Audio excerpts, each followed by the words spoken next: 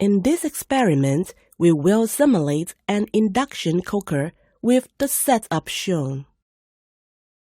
The aluminium ring on the cardboard above the solenoid is analogous to a metal port on an induction cooker.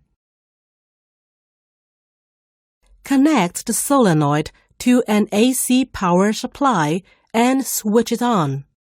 Then bring a surge coil connected to an oscilloscope close to the solenoid. Note the peak voltage measured by the oscilloscope. Place an aluminium ring connected to a thermistor on top of the solenoid. Switch on the solenoid. How does the temperature of the aluminium ring change?